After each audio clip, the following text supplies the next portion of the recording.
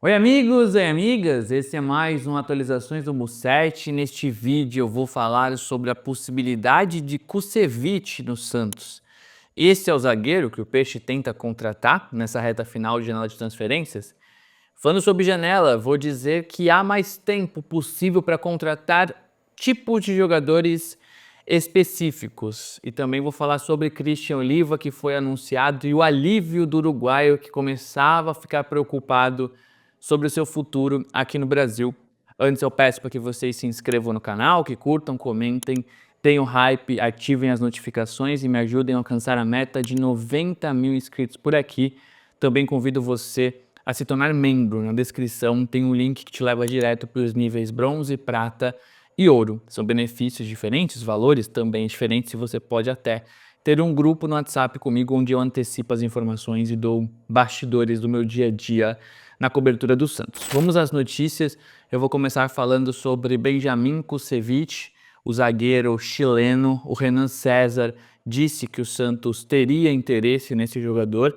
Era uma apuração que eu já tinha feito anteriormente, eu já tinha ouvido essa história há algumas semanas e o que me fazia acreditar que existia esse interesse, essa negociação, era não apenas que Vojvoda trabalhou com o Kusevich foi titular com o Vojvoda, e o Alexandre Matos trabalhou no Palmeiras, então se juntavam ali as características. E há algumas semanas me disseram que não tinha nada. Ali mais ou menos quando o Santos estava contratando o Moisés.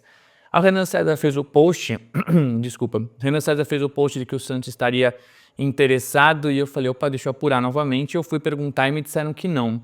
De fato, entre a minha apuração lá na época do Moisés e essa publicação do Renan, houve uma procura do Santos. Já há alguns dias chegou ali a ter uma negociação inicial, mas não avançou. Nos últimos dias o Santos nem conversou mais com o Fortaleza entende que o Santos está olhando para as outras opções e deve negociar o Kusevich com o futebol do exterior. Eu ouvi lá no Fortaleza que está muito perto de ser vendido a um clube de fora do Brasil, em que o Santos não teria mais interesse. Então minha apuração neste sábado, as coisas podem mudar muito rápido no futebol, é de que Kusevich não vem. E qual zagueiro pode vir?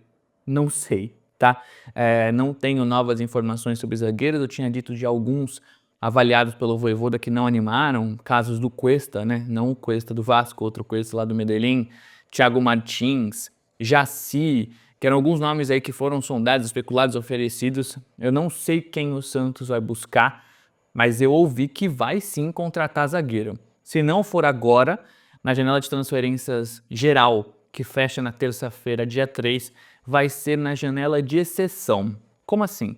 Novamente, a CBF abriu uma janela para contratar jogadores que disputaram os estaduais, tá? É uma janela que foi feita para que esses atletas, principalmente dos clubes menores, com contratos mais curtos, não ficassem sem trabalho, né?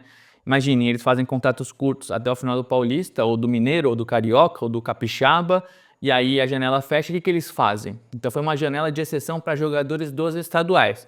Mas aí os clubes com menos planejamento, algum clube que tem uma lesão, acaba vendendo jogador de última hora, acaba utilizando essa janela de exceção que vai até o dia 27 de março, tá?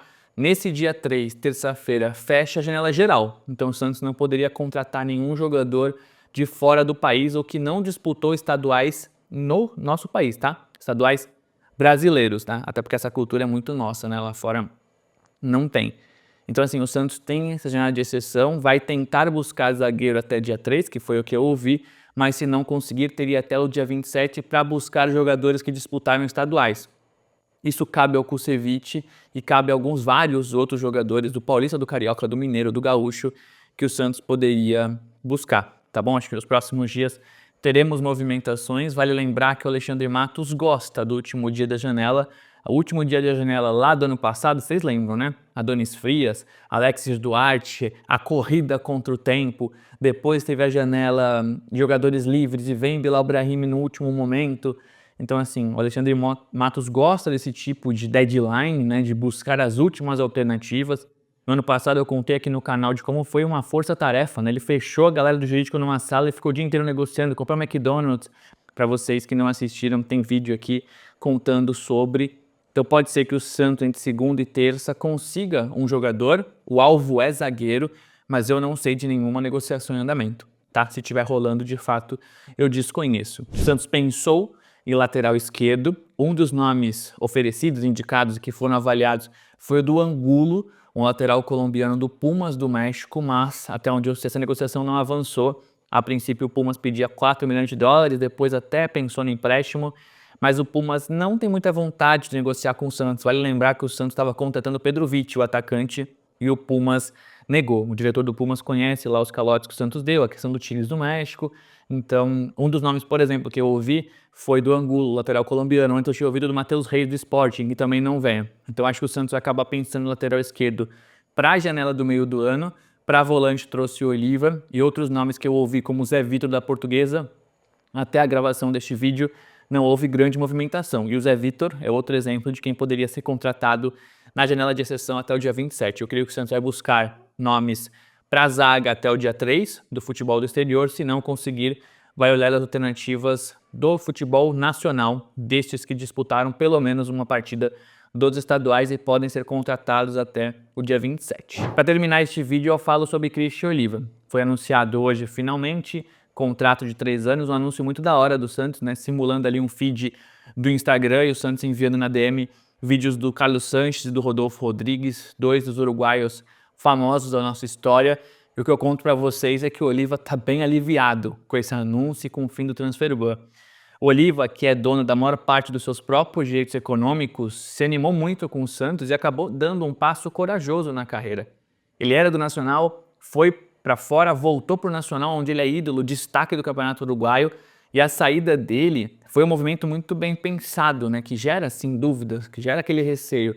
E aí quando vem o transfer ban e não é anunciado, o cara repensa, né? Já tinha aceitado a saída do Nacional, ficou nesse limbo, vai que o Santos não consegue contratar, que, sei lá, a conta é suspensa, que não tem dinheiro, que não sei.